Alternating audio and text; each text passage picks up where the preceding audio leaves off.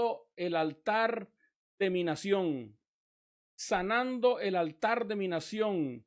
Ese va a ser nuestro tema hoy. Nuestros altares tienen que ser sanados. Escúchame, el problema de nuestras naciones es un problema de altares. Otra vez lo voy a repetir. El problema de nuestras naciones es un problema de altares. Y hoy queremos trabajar y corregir, mostrarle lo que el Padre nos ha hablado acerca del tema. Así que doy gloria y honra al Rey de Reyes y al Señor de Señores por cada uno de ustedes que se está conectando, que se están uniendo a esta preciosa transmisión. Quiero iniciar en esta hora, quiero iniciar mencionando 3 diferentes altares, los altares individuales, altares familiares y altares nacionales. ¿Habrá alguno ahí que me pueda escribir, pastor, altares individuales, altares familiares y altares nacionales?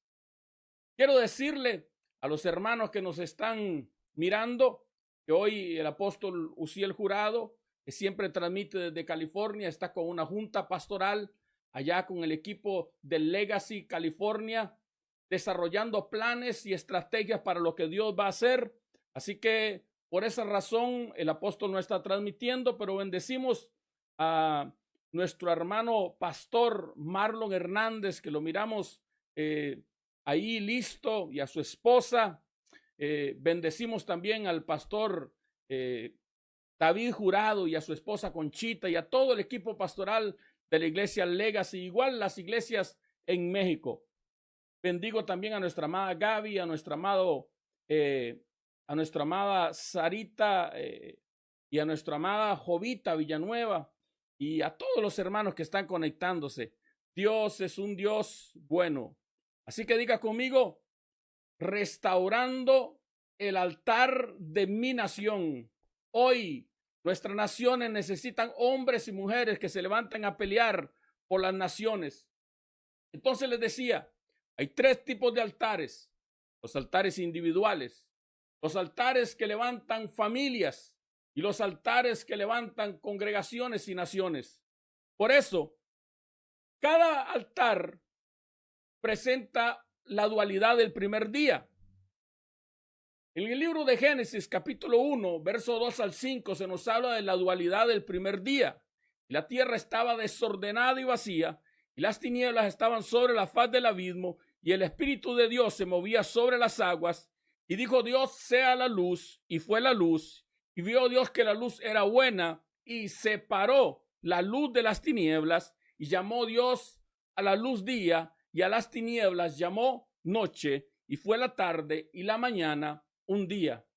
Alguien que pueda decir conmigo: tinieblas, luz, noche y día. Los altares individuales, familiares y nacionales presentan esa dualidad: altares buenos y altares malos, altares de luz y altares de oscuridad. Por eso quiero empezar en esta hora hablándoles acerca del primer altar que fue creado sin dualidad. Este altar no fue replicado, no fue repetido. Este altar es único. Y este altar lo encontramos allá en el jardín del Edén, en Génesis capítulo 3, verso 21. Así que quiero invitarte, amado, que te metas conmigo en este tema. Dice Génesis 3, 21, y Yahweh Elohim hizo ropa de pieles para Adán y para su esposa, y los vistió. En este altar, Elohim actúa como sacerdote, según el orden de Melquisedec. Adán y Eva son los que ofrecen el sacrificio sustitutivo, porque el día que de él comieres, ciertamente morirás, dictaba la sentencia del juez justo. Para que no muriera Adán y Eva, murieron en su lugar los animales que donaron las pieles con los que fueron vestidos. Para que no muriera Isaac, murió en su lugar el carnero atrapado en el zarzal. Para que no murieran los primogénitos, murieron 600 corderos en Egipto. Para que usted y yo no muriéramos murió Jesucristo, porque de tal manera amó Dios al mundo que ha dado a su Hijo unigénito para que todo aquel que en él crea no se pierda, mas tenga vida eterna. Las pieles de ovejas y de cabras con que Adán y Eva fueron vestidos no eran solamente ropa para cubrir su desnudez, eran túnicas sacerdotales. Era un sacerdocio que a través del derramamiento de sangre sustitutiva le permitiría el acceso a la presencia de Dios una vez que habían sido expulsados del jardín del Edén. En este altar no hay dualidad, pero hay la participación de un hombre y una mujer, que son uno. Y lo extraordinario es que la Biblia dice que son una sola carne. Y grande es este misterio, como la luz y las tinieblas son un día. Así que una vez que el hombre, hermano, es expulsado del jardín del Edén, le bendecimos a amada Chela Domínguez, allá en la gran nación americana. Mira esto, amada Chela. Aparecen los altares individuales, aparecen ahí en Génesis capítulo 4. Cuando Dios expulsa al hombre y a la mujer del jardín del Edén, Eva tiene gemelos. Y cuando crecen, Abel se dedica a pastorear ovejas, oficio que está conectado con la redención, mientras que Caín se dedica a labrar la tierra, oficio que está conectado con el oficio de Caín antes de la caída. Así que el oficio de Abel habla del futuro, pero el oficio de Caín habla del pasado. Dice así Génesis capítulo 3, verso 3 al 5.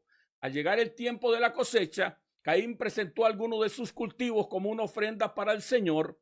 Abel también presentó una ofrenda, lo mejor de las primicias, de las primeras crías de los corderos de su rebaño. El Señor aceptó a Abel y a su ofrenda, pero no aceptó a Caín ni a su ofrenda. Eso hizo que Caín se enojara mucho y decayera su semblante. En este altar, Adán está fungiendo como sumo sacerdote o como sacerdote según el orden de Melquisedec. Sus hijos, Caín y Abel, se presentan como oferentes. Abel presenta una ofrenda de primicia, pero Caín presenta una limosna del fruto que se había caído en el suelo. El asunto radica en que Abel se presenta con sangre sustitutiva conforme a la instrucción que habían recibido antes de ser expulsados del jardín, pero Caín se presenta sin derramamiento de sangre, con hojas de higuera, como sus padres en el jardín, con buenas acciones, fruto de la tierra, olvidando que sin derramamiento de sangre no hay remisión de pecados, de acuerdo a Hebreos capítulo 9, verso 22. Entonces, acá aparece la dualidad de los altares. Por un lado tenemos el altar de Abel, el altar donde Abel se presenta y adora a Dios, una ofrenda de primicias con una sangre sustitutiva y es aceptada la ofrenda. Y por otro lado tenemos el altar de Caín. Alguien que diga conmigo el altar de Caín. El altar de Caín. Alguien que pueda escribir conmigo el altar de Caín. Caín estaba molesto, pero con la doctrina de la remisión de los pecados por la muerte de un sustituto. Caín decía, esto es injusto. Quien deberían morir eran mis padres por su pecado y no esos inocentes animalitos. Así que en rebeldía, como primogénito, toma el lugar del sacerdote y derrama la sangre de su hermano en sacrificio con el propósito de mejorar el sacrificio de animales que había presentado Abel. Caín decía, así que tu doctrina dice que demanda sangre, así que quieres sangre, pues aquí está tu sangre. Al derramar la sangre sacrificial de Caín, que no hace expiación, sino que demanda justicia, Caín se mete en problemas. Y entonces en el capítulo 4, verso 10 al 11 dice, pero el Señor dijo, ¿qué has hecho? Alguien que diga conmigo ahí, ¿qué has hecho? ¿Qué has hecho? Escucha, la sangre de tu hermano clama a mí desde la tierra. ¿Qué clamaba esa sangre? Clamaba justicia. Ahora eres maldito y serás expulsado de la tierra que se ha tragado de tu mano la sangre de tu hermano. El derramamiento de sangre humana, ya sea por homicidios o por abortos, es un acto que activa la justicia de Dios, dando como sentencia maldición y expulsión de la tierra. Escucha, voy a repetir esto. El derramamiento de sangre humana, ya sea por homicidios, por abortos o por sacrificios satánicos, es un acto que activa la justicia de Dios, dando como sentencia maldición y expulsión de la tierra. Así que te das cuenta que en los altares individuales, el altar de Caín es un altar que trae juicio, pero el altar de Abel es un altar de olor fragante, de sacrificio acepto. Y de nuevo, en los altares familiares tenemos la dualidad. Diga conmigo, altares familiares. Déjenme ver por un momento los altares familiares. Génesis 8, verso 20 y verso 21 dice: edificó Noé un altar y tomó de todo animal limpio, es decir, puro, apto para el sacrificio, y de toda ave limpia ofreció holocaustos en el altar, y percibió Jehová el olor grato, y dijo Jehová en su corazón: no volveré a maldecir la tierra por causa del hombre, porque el intento del corazón del hombre es malo desde su juventud, ni volveré a destruir a todo ser viviente como he hecho. Noé se presenta con un altar delante del Señor, con un altar familiar por toda su familia, presenta tu holocausto, y aquel holocausto se transforma en olor fragante al Señor y lleva al Señor a la misericordia. Pero por otro lado, está el altar de Nimrod. Alguien que pueda decir conmigo el altar de Nimrod. Por cierto, el 9 de septiembre de este año, el apóstol Uziel, acá mismo en altar familiar, habló del espíritu de Nimrod. Génesis 10, verso 8 al 10 dice: y Cus engendró a Nimrod, quien llegó a ser el primer poderoso en la tierra. Este fue vigoroso cazador delante de Jehová, por lo cual se dice así, como Nimrod, vigoroso cazador delante de Jehová, y fue el comienzo de su reino Babel. Escucha, Nimrod usurpó el sacerdocio, ofreció animales cazados en sacrificio inmundo como un acto de rebeldía contra Dios. El derramamiento de sangre de animales inmundos, es decir, animales no puros, trae inmundicia sobre la tierra. Son sacrificios no ofrecidos a Dios, sino a los demonios. Deuteronomio 32, 17, sacrifican a los demonios y no a Dios, a dioses que no habían conocido. Primera de Corintios capítulo 10, verso 20, antes digo que lo que los gentiles sacrifican, a los demonios sacrifican y no a Dios. Y no quiero que vosotros os hagáis partícipes con los demonios. Cuando una familia ofrece sacrificios a un ídolo, lo están haciendo en realidad a los demonios que están detrás de esos ídolos y se hacen partícipes con esos demonios. Así que alguien que diga conmigo: tú te vuelves uno con lo que adoras. Vamos, amados. Amado Gustavo Centeno, diga conmigo esto: te vuelves uno con lo que adoras. Si como familia adoramos al Dios del cielo, nos volvemos uno con el Dios del cielo, obtenemos sus bendiciones. Pero si una familia adora demonios, como lo hizo Nimrod, se hace uno con esos demonios. Y entonces un altar individual se transforma en un altar familiar y ahora va a ser un altar nacional. Diga conmigo, altares nacionales. Los altares nacionales son la suma de todos los altares individuales. Son la suma de todos los altares familiares como si fueran uno solo. Vamos a ver.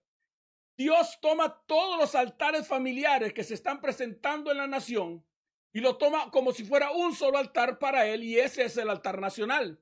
No es el altar que se levanta en la oficina oval, no es el altar que se levanta en la oficina presidencial o en el centro de la capital del país, sino es la suma de todos los altares individuales, es la suma de todos los altares de las iglesias. Entonces se vuelve el altar nacional. Ahora vea, déjeme hablarle por un momento del altar de Israel. Éxodo capítulo 12, verso 3, habla a toda la congregación de los hijos de Israel diciendo, así dice el Señor, el día de este mes, tómese cada uno un cordero, según las familias de los padres, un cordero por familia. Habla de un cordero, pero en realidad son 600,000 corderos, de acuerdo a Éxodo capítulo 12, 37, porque habían unos 600,000 hombres que se levantaron aquel día para ofrecer sacrificio a Dios.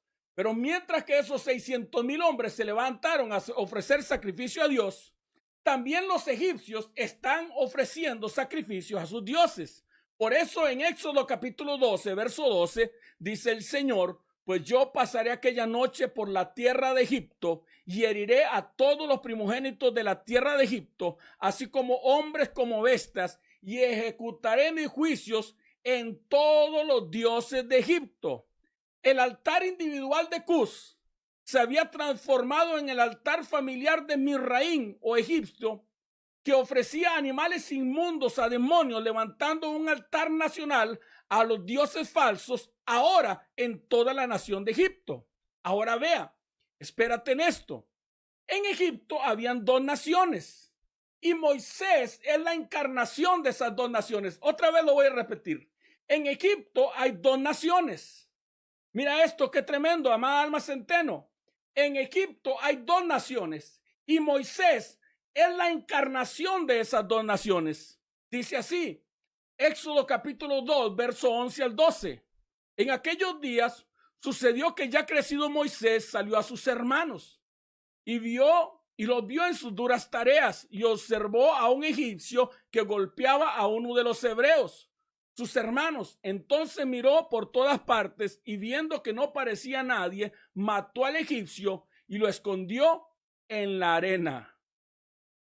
En Moisés habían dos naciones, un egipcio por cultura y un hebreo por genética. Tenía genes de hebreo, pero una cultura de egipcio. Otra vez lo voy a repetir. En Moisés habían dos naciones, un egipcio por cultura y un hebreo por genética. Tenía genes de hebreo, pero cultura de egipcio. Una nación tiene dos habitantes, cainitas, derramadores de sangre, y abelitas, que ofrecen sacrificios aceptables a Dios, demócratas y republicanos, egipcios y hebreos. Cuando el altar de los egipcios es más fuerte, los egipcios golpean a los hebreos. Pero cuando el altar de los hebreos es más fuerte, entonces ahora los hebreos golpean a los egipcios. Alguien que diga conmigo, basta del egipcio, es tiempo del hebreo. Alguien que lo pueda decir conmigo en esta noche, basta de los egipcios, porque es tiempo de los hebreos. Cuando levantamos altares fuertes, estos son señales para Dios, que Dios los ve, haciendo que el juicio caiga sobre los egipcios. Dice así, Éxodo 12:13, y la sangre os será por señal en las casas donde vosotros estéis, y veré la sangre, y pasaré de vosotros, y no habrá en vosotros plaga de mortandad cuando hiera la tierra de Egipto. Dios quería traer juicio sobre Egipto, pero no pudo por causa de que el altar de Israel no era fuerte. Pero cuando el altar de Israel se hizo fuerte, entonces los egipcios dejaron de golpear al hebreo y ahora se cambió. Ahora el hebreo es el que golpea al egipcio. Así que el problema de nuestras naciones es de altares. Alguien que diga conmigo, El problema de nuestras naciones es de altares. Otra vez lo voy a repetir. Alguien que grite conmigo. El problema de nuestras naciones no son los dioses, no son los falsos dioses. El problema de nuestras naciones es de altares. En las naciones existe la dualidad. El asunto no es la dualidad. El asunto es cuál altar es el más fuerte. ¿Cuál altar es el que está gobernando? Dios no puede juzgar a Egipto hasta que los hijos de Dios levanten altares para que se fortalezca. Primera de Reyes, y aquí voy entrando a mi tema. No se preocupe, pero he querido poner un fundamento acerca de los altares individuales, altares familiares y altares nacionales para que usted me pueda entender. Pero yo predico corto. Así que, hermano amado, Primera de Reyes 18:21. Mano Manuel, ayúdame con este pasaje. Primera de Samuel 18:21. En la Biblia Corona de Jerusalén dice así: Elías se acercó a todo el pueblo y le dijo: ¿hasta cuándo vais a estar cojeando con los dos pies? Si Adonai es Dios, seguidle, y si Baal es Dios, seguid a este. Pero el pueblo no respondió palabra. Esta es la historia que usted conoce, hermano, cuando Elías se enfrenta a los profetas de Baal, que presentaron un sacrificio cada uno y que el Dios que responda por fuego, ese es Dios. En Primera de Reyes 18. Así que Elías ve la nación como si fuera un solo hombre, pero mira de una manera interesante, lo mira que cojea. Otra vez lo voy a repetir. Elías mira la nación como si fuera un solo hombre, pero lo mira que cojea. Y Elías se acercó a todo el pueblo y dijo: ¿hasta cuándo estaréis cojeando con los dos pies? Si Adonai es Dios, seguidle, y si Baal es Dios, seguid a este. Y el pueblo no respondió palabra. ¿Por qué el pueblo no respondió palabra? Porque el asunto era que el pueblo cojeaba con los dos pies. Querían a Baal y querían a Adonai. Querían servir al Señor y también querían servir a Baal. Querían servir a dos señores, a Mamón y al Shaddai, al Dios de la prosperidad. Amaban el mundo y amaban a Dios. Amaban la nación del gran general Washington, pero no aman al Dios del general Washington. Otra vez lo voy a repetir. Aman la nación del general Washington, pero no aman al Dios del general Washington. Aman el reino, pero no aman los principios del rey. Así que, como el altar está cojeando, necesita ser sanado. Sígame con esto, por favor. Sanando el altar de mi nación. Ahora sí, entro a mi tema. Primera de Reyes 18:30. Entonces dijo Elías a todo el pueblo: acercaos a mí. Y todo el pueblo se le acercó. Y él arregló el altar de Jehová, que estaba arruinado. Alguien que pueda escribir conmigo: arregló el altar. Esa palabra, arregló el altar, de Primera de Reyes 18:30, es la palabra hebrea Rafa. De ustedes la conocen, de Jehová Rafa, Jehová mi sanador. Propiamente remendar, como con puntadas de aguja, curar, arreglar, cuidar, médico, restauración, sanador, sano, sanear. Ahora esta palabra se usa por primera vez en Génesis 20:17, y si usamos la ley de la primera mención, que dice que usted debe interpretar una palabra conforme se usa en el primer contexto, dice así, Génesis 20:17, Abraham entonces oró a Elohim y dijo, y Elohim sanó a Abimelech y a su esposa y a sus esclavas y a todo, y de modo que pudieron tener hijos. De modo que la sequía, la esterilidad de la tierra por 3 años y medio era por causa de que el altar de Jehová estaba arruinado. Otra vez lo voy a repetir. Cuando se usa la palabra sanidad por primera vez, se habla de que cuando Abraham oró por aquel rey que se llama Abimelech, para que Dios lo sanara porque había esterilidad. Así que de modo que la sequía y la esterilidad de la tierra por 3 años y medio era por causa de que el altar de Jehová estaba arruinado. En el monte Carmelo habían 2 altares, uno para Jehová, otro para Baal. Si había habido una guerra, alguien que pueda escribir conmigo guerra, dando como resultado que el altar de Jehová estaba debilitado, estaba enfermo o estaba arruinado. No porque Jehová sea débil, no porque Jehová sea enfermo, no porque Jehová sea débil, sino porque el altar de Jehová estaba débil. Alguien que pueda decir conmigo, el altar estaba débil, pero Jehová no estaba débil. Ay, ay, ay, ay, ay. Alguien que lo pueda decir conmigo, el altar estaba débil por causa de los adoradores, pero Jehová no estaba débil. Los altares de nuestras naciones están débiles, enfermos, necesitan ser sanados. Dios no sana altares. Los hombres sanan altares. Es nuestra tarea y nuestra asignación. Hay muchos, amado Heiner, que están esperando que Dios baje y arregle el altar. Pero Dios no va a bajar a arreglar el altar como Dios no bajó a arreglar el altar. Era tarea de Elías reparar y sanar el altar. Ahora, para sanar el altar, hay que ganar la victoria en 7 áreas. Escucha lo que te voy a decir. Para sanar los altares nacionales, hay que tener victoria en 7 áreas. Escúchame esto. Número 1, hay una guerra de dioses. Así que hay que tener victoria en la guerra de dioses. Los dioses son los que son venerados en los altares. Alguien que diga conmigo, victoria en la guerra de dioses. Primera de Reyes 18, 17 al 18 dice, entonces Acab vino a Elías y exclamó, así que realmente eres tú el alborotador de Israel.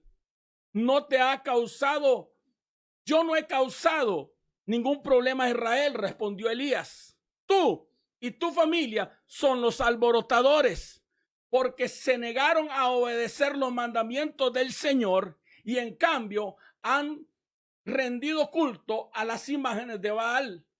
Escucha, hay una guerra de dioses entre Baal y Dios. El problema no era Elías. El problema no era que Dios había cerrado el cielo por mandato, que Jehová había cerrado el cielo por mandato de Elías. El problema era el rey Acab, su familia y la nación que ofrecían culto a Baal.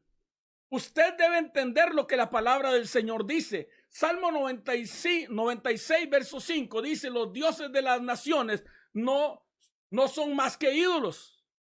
Salmo 96:5, los dioses de las naciones no son más que ídolos, pero el Señor hizo los cielos.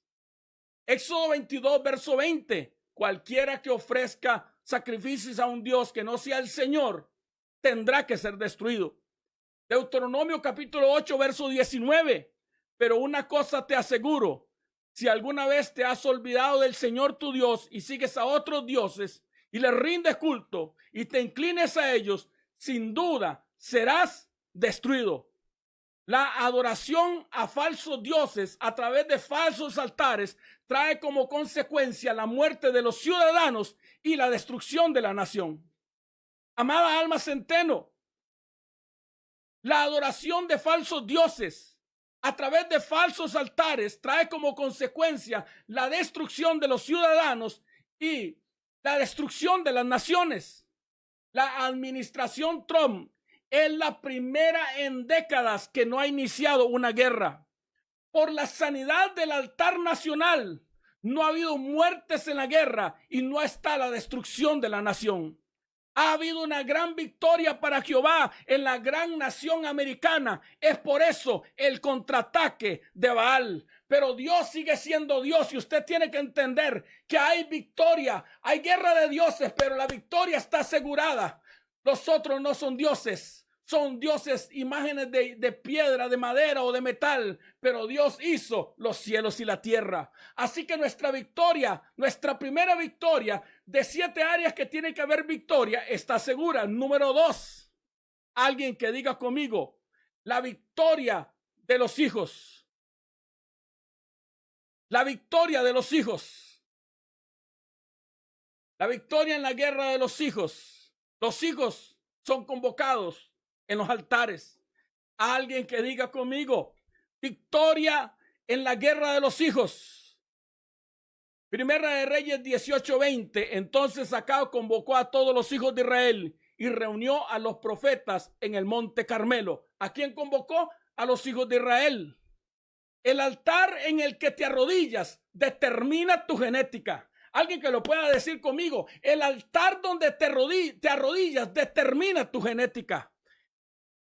Juan capítulo 8, verso 44. Vosotros sois de vuestro padre el diablo, y los deseos de vuestro padre queréis hacer. Él ha sido homicida desde el principio y no ha permanecido en la verdad, porque no hay verdad en él. Cuando habla mentira, de suyo habla, porque él es mentiroso y padre de mentira. Y no solamente es mentiroso, sino que también es cleptómano, porque dice que Satanás vino para hurtar, para matar y para destruir.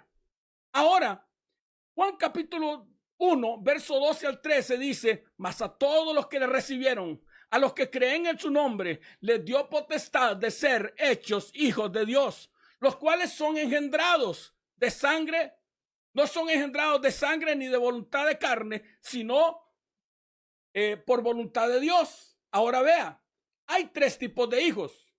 Los hijos creados, los hijos adoptados y los hijos engendrados. Nosotros tenemos las 3 características. Fuimos creados por Dios, fuimos adoptados por la adopción del Padre en Cristo Jesús y fuimos engendrados con los genes de Cristo. Así que alguien que diga conmigo, los hijos de Dios. Primera de Juan 3:10 dice, en esto se manifiestan los hijos de Dios y los hijos del diablo. Todo aquel que hace injusticia y que aborrece a su hermano es hijo del diablo. Otra vez lo voy a decir. Primera de Juan capítulo 3 verso 10. En esto se manifiestan los hijos de Dios y los hijos del diablo. Todo el que no hace justicia y que no ama a su hermano no es de Dios. Es decir, todo el que hace justicia y ama a su hermano es de Dios. Y todo el que hace injusticia y aborrece a su hermano no es hijo de Dios. Alguien se pregunta, ¿por qué Estados Unidos está tan dividido? Porque hay guerra de hijos. Alguien que diga conmigo, guerra de hijos. Segunda de Corintios, capítulo 6, verso 14 al verso 16, dice así: no se asocien íntimamente con los incrédulos. ¿Cómo puede la justicia asociarse con la verdad? ¿Cómo puede la luz vivir con las tinieblas? ¿Qué armonía puede haber entre Cristo y el diablo? ¿Cómo puede un creyente asociarse con un incrédulo? ¿Y qué clase de unión puede haber entre el templo de Dios y el templo de los ídolos? Pues vosotros somos el templo de Dios viviente, como dijo Dios, viviré entre ellos y caminaré entre ellos y seré su Dios y ellos serán mi pueblo. ¡Qué declaración extraordinaria! Para que Dios viva y camine en medio nuestro. Para que esto ocurra, los hijos tienen que prevalecer. Alguien que diga conmigo, guerra de hijos. ¿Sabe qué es lo que está ocurriendo en los Estados Unidos? Guerra de hijos. Guerra de hijos. Pero hay victoria para los hijos de Dios, porque la luz prevalece sobre las tinieblas, porque la justicia prevalece sobre la injusticia, porque Cristo prevalece sobre el diablo, porque el creyente prevalece sobre el incrédulo, porque el templo de Dios prevalece sobre el templo de los ídolos, porque la luz prevalece sobre las tinieblas. Alguien que diga conmigo, guerra de hijos. Número 1, guerra de dioses. Número 2, guerra de hijos. Número 3, guerra de profetas. Victoria en la guerra de los profetas. Los profetas ministran en los altares. Primera de Reyes 18, 22 al 24 dice: entonces Elías dijo: Yo soy el único profeta del Señor que ha quedado, pero Baal tiene 450 profetas. Ahora traigan 2 toros. Los profetas de Baal pueden escoger el toro que quieran, que luego lo corten en pedazos y lo pongan sobre la leña, pero sin prenderle fuego.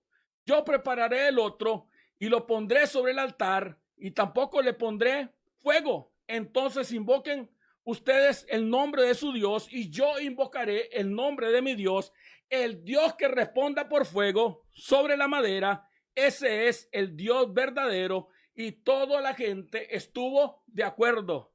Alguien que diga conmigo, el Dios que responda por fuego, ese sea Dios. Amén, amada Grace. Amén, amada Jovita. El Dios que responda por fuego, ese sea Dios. La guerra de profetas no es extraña. Para ver una victoria en Egipto, hubo una guerra entre Moisés y los hechiceros de Egipto, llamados James y Jambres. Segunda de Timoteo, capítulo 3, verso 8 al 9, dice: estos maestros que se oponen a la verdad, tal como Janes y Jambres se opusieron a Moisés, tienen la mente depravada. Escucha la primera característica: mente depravada. ¿Le suena algo a usted? Y 2, una mala fe. Pero no se saldrán con la suya. Alguien que pueda decir conmigo, no se saldrán con la suya. En algún momento caerán. James y Jambres se opusieron a Moisés y pudieron evitar 3 milagros. El milagro de la vara hecha serpiente, pero la vara de Aarón se comió las varas de los hechiceros. El milagro del agua hecha sangre y el milagro de las ranas. Pero se rompieron los piojos en lo creativo. Éxodo 8, versos 17 al 19 dice: y ellos lo hicieron así. Y Aarón extendió su mano con su vara y golpeó el polvo de la tierra, el cual se volvió piojos. Así que los hombres como las bestias, todo el polvo de la tierra se volvió piojos. Y todo el país de Egipto y los hechiceros hicieron así también para sacar piojos con su encantamiento, pero no pudieron. Y hubo piojos tanto en los hombres como en las bestias. Entonces los hechiceros dijeron: esto es dedo de Dios. Los piojos en los hombres. Mira esto. Por un lado, Timoteo nos dice que son mente depravada. Pero en Éxodo encontramos que son piojos. Ahora vea, los piojos en los hombres de hoy son estructuras mentales, son doctrinas de demonios que solamente podrán salir con el dedo de Dios. La iglesia tiene que levantarse para romper esas estructuras de demonios, para romper esas doctrinas, para adoctrinar esas estructuras mentales. Por eso, cuando una iglesia se levanta y derriba argumentos y toda altivez que se levanta contra el conocimiento de Dios y lleva todo pensamiento cautivo a la obediencia de Cristo. Éxodo 9 del 10 al 11, y tomaron ceniza del horno y se pusieron delante de Faraón y lo esparció Moisés hacia el cielo. Y hubo salpullido que produjo úlceras tanto en los hombres como en las bestias. Y los hechiceros no podían estar enfrente de Moisés por causa del salpullido, porque hubo salpullido en los hechiceros y en todo Egipto. Alguien que diga conmigo: en la ceniza está la victoria. ¿Sabes qué tomaron? Tomaron ceniza, la ceniza del altar, la ceniza que queda después de la oración, la ceniza que queda después del sacrificio que has quemado delante del Señor. Cuando hay una iglesia que se levanta y le cree a Dios, hermano, y agarra esa ceniza y la lanza al cielo para que Dios lo mira, no hay diablo que se pueda oponer, no hay ideología de género que se pueda oponer, no hay estructura, doctrina demoníaca que se pueda oponer, porque Dios nos da la victoria. Alguien que diga conmigo: nuestra victoria está en la ceniza. Número 4, guerra de adoradores. Los adoradores adoran en los altares. Primera de Reyes 18, 26 al 27. Invocaron el nombre de Baal desde la mañana hasta el mediodía, diciendo: Baal, respóndenos. Pero no había voz, ni quien respondiese. Entre tanto, ellos andaban saltando cerca del altar que habían hecho. Y aconteció que al mediodía Elías se burlaba de ellos, diciendo: gritad en alta voz, porque es un Dios. Quizás está meditando, o algún trabajo, o anda de camino, o duerme, y hay que despertarle. Pasado el mediodía, dice el verso 29, ellos siguieron gritando frenéticamente hasta que la hora de enfrentarse el sacrificio, pero no hubo ninguna voz, ni quien le respondiese. Muchos de nuestros altares están igual. Hay gritos, hay danza, pero no hay respuesta, no hay gloria. Alguien que diga conmigo: las respuestas marcan las victorias de los adoradores. Otra vez lo voy a decir, alguien que grite conmigo: las respuestas marcan las victorias de los adoradores. Oh, me dio gozo ver a nuestra amada Dai dando un testimonio de lo que Dios hizo este domingo en el auditorio de Legacy, California. ¿Por qué? Porque ahí está la victoria de los adoradores. Cuando la gloria de Dios se mete en un altar, cuando la gloria de Dios se mete en una iglesia, ahí está nuestra victoria. Alguien que diga conmigo: las respuestas marcan las victorias de los adoradores. Abel ganó la batalla de la adoración con Caín y dio testimonio a Hebreos capítulo 11, por lo cual Abel ofreció más excelente sacrificio que Caín. Jacob ganó la batalla de la adoración con Esaú, por eso obtuvo la bendición. David ganó la victoria de la adoración, por eso el espíritu malo que atormentaba a Saúl salió huyendo. Y usted también tiene que ganar la victoria de los adoradores. Amado Carlitos Saldaña, victoria en los adoradores. Número 5, victoria en la guerra de altares. Los altares santifican la ofrenda. Escúchame. Primera de Reyes 18, 31 y 32. Y tomando Elías 12 piedras, conforme al número de las tribus de los hijos de Jacob, el cual había sido dada palabra de Jehová, diciendo: a Israel será tu nombre. Edificó con las piedras un altar en el nombre de Jehová. Después hizo una zanja alrededor del altar, en que cupieron 2 o 3 medidas de grano. Nuestros altares dejaron ser lugares de unidad para convertirse en lugares de rivalidad. Amado Emanuel, nuestros altares dejaron ser lugares de entrenamiento para volverse lugares de entretenimiento. Nuestros altares dejaron de ser lugares de lágrimas para convertirse en lugares de risa. Nuestros altares dejaron de ser lugares de arrepentimiento para transformarse en lugares de avivamiento, entre comillas. Nuestros altares dejaron de ser lugares del poder de la resurrección para transformarse en lugares de distracción. Nuestros altares dejaron de ser lugares de gloria para transformarse en lugares de historia, de museos donde una vez estuvo la gloria de Dios.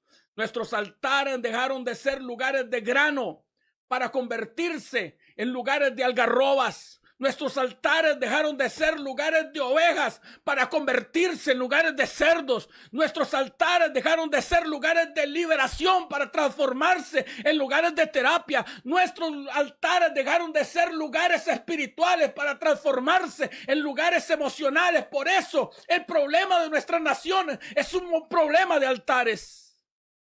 Por eso muchos se preguntan: ¿dónde están los muros de la nación? Los muros de la nación dependen de los altares. Verso 32, se edificó con las piedras un altar en el nombre de Jehová. Y después hizo una zanja alrededor del altar en que cupieran 2 o 3 granos. Yo quiero que usted pueda verlo. Edificó un altar. Y nosotros somos ese altar, ese sacrificio. Vosotros, como piedras vivas, sed edificados como casa espiritual y sacerdocio santo, para ofrecer sacrificios espirituales aceptables, agradables a Dios por medio de Jesucristo. hizo una zanja alrededor del altar. Esa zanja alrededor del altar representa un vallado, una cobertura. Es un vallado, una protección alrededor. La zanja es un muro profético alrededor del altar, en la que cupieren 2 medidas de grano. La primera medida de grano es Cristo. Juan capítulo 12, 24. De cierto os digo, que si el grano de trigo no cae a tierra y muere, no puede llevar fruto. La segunda medida de grano es la medida de nosotros, los discípulos. Mateo 16, 24 y 25. Jesús dijo a sus discípulos: si alguno de ustedes quiere venir en pos de mí, niéguese a sí mismo, tome su cruz y sígame. El que quiera ganar su vida la perderá, y el que pierda su vida por causa de mí la hallará para vida eterna. Necesitamos altares con 2 medidas de grano. Una zanja, hermano, en la que cabe Cristo en su muerte y su resurrección, pero en la que también cabe el cristiano en su muerte y en su resurrección. Ahora, los altares somos nosotros. Los altares santifican la ofrenda. Y yo quiero que me ponga atención en esto. Mateo 23, versos 18 y 19 dice: también decís, si alguno jura por el altar, no es nada. Pero si jura por la ofrenda del altar, es deudor. Necios ciegos. Porque ¿cuál es mayor, la ofrenda o el altar que santifica la ofrenda? Alguien que pueda decir conmigo: el altar santifica la ofrenda. Alguien que pueda decir conmigo: la gente ofrenda, pero olvida que el altar santifica la ofrenda. ¿Sabes algo? Necesitamos que Dios intervenga en nuestras vidas. Número 6, victoria en las ofrendas. Las ofrendas son presentadas en los altares. Primera de Reyes 18, 33 y 34. Preparó luego la leña, cortó el buey en pedazos y lo puso sobre la leña y dijo: llenad 4 cántaros de agua y derramadla sobre el holocausto y sobre la leña. Y dijo: hacedlo otra vez. Y dijo: hacerlo una segunda vez y hacerlo una tercera vez. La ofrenda no era solamente el buey. La ofrenda era el agua. Recuerda, hermano, hacía 42 meses que no llovieran. Y al profeta se le ocurre que agarren 4 cántaros de agua y los vacíen. Y otros 4 cántaros de agua son 8 cántaros de agua. Y 12 cántaros de agua. Un cántaro por cada una de las tribus de Israel. Los 4 cántaros, hermano amado, son los 4 evangelios. Las 4 dimensiones del evangelio que opera dentro de la iglesia local. La dimensión del profeta, la dimensión del maestro, la dimensión del pastor y la dimensión del profeta. Dice el verso 35, de esta manera corría el agua por el altar y que se había llenado aún la zanja. Pero el verso 38 y 39 dice: entonces cayó fuego del cielo y consumió el holocausto, la leña, las piedras, el polvo, y lamió el agua que estaba en la zanja. ¿Ves? La ofrenda era el agua. Usted sabe, hermano, quién quiere derramar,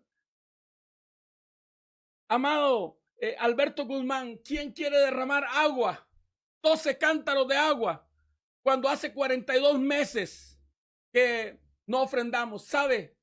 Hay una guerra de ofrendas y los cristianos tenemos que aprender a ganar las batallas por las ofrendas.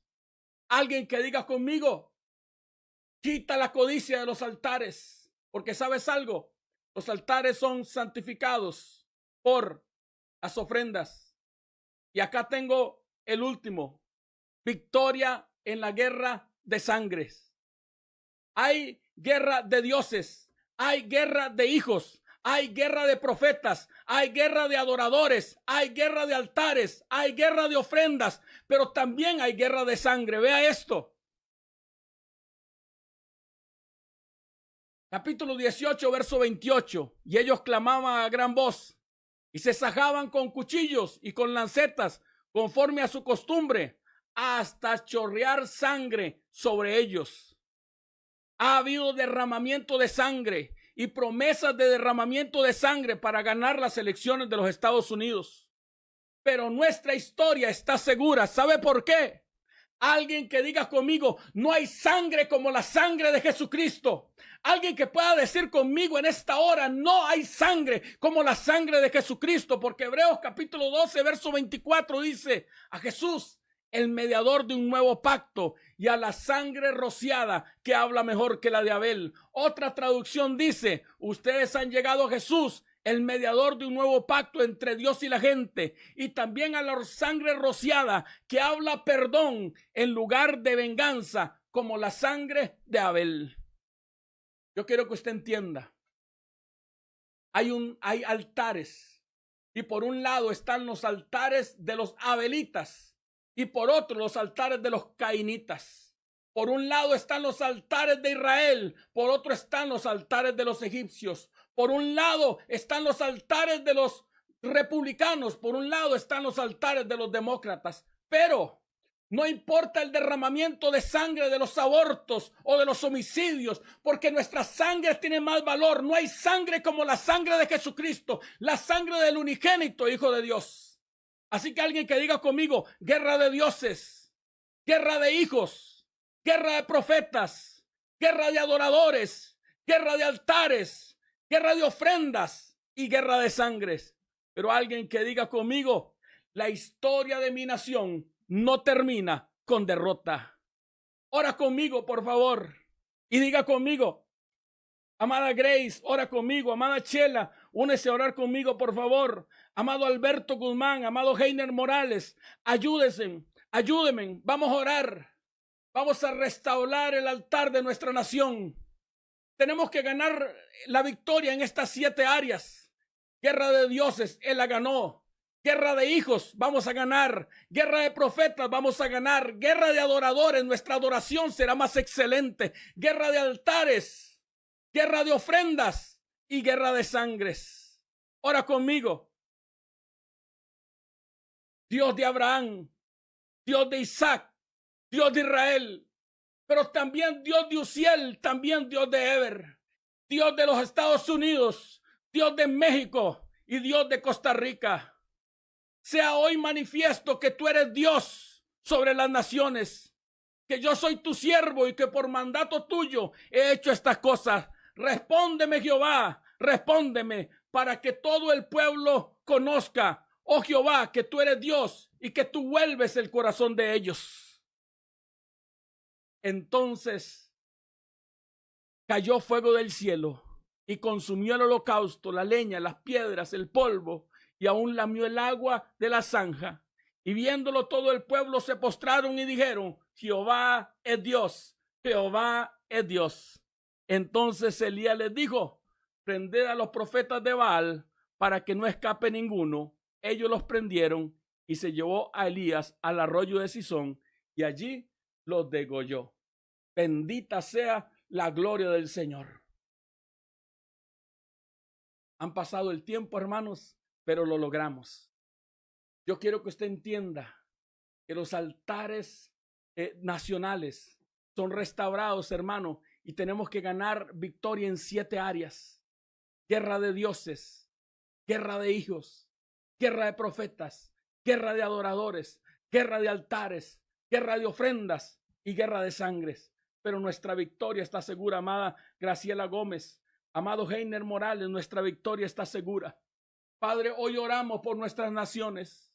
Hoy presentamos por la sangre de Jesucristo, por la sangre del mejor pacto. Sé, Padre, que hay una sangre derramada sobre los Estados Unidos a través del aborto legal, Señor, hasta los 9 meses de embarazo que han comprometido, Señor. Pero yo hoy clamo la sangre que clama mejor que la de Abel. Sé que esa sangre clama justicia, pero yo clamo la sangre que clama perdón. Y declaro en el nombre de Jesús de Nazaret que la historia de nuestra nación no termina con derrota. Alguien que pueda decir conmigo, la historia de nuestra nación no termina con derrota.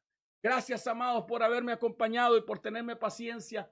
Les bendigo en el nombre poderoso de Cristo Jesús y será hasta el próximo martes en un nuevo altar familiar. Bendiciones, que el Padre les bendiga.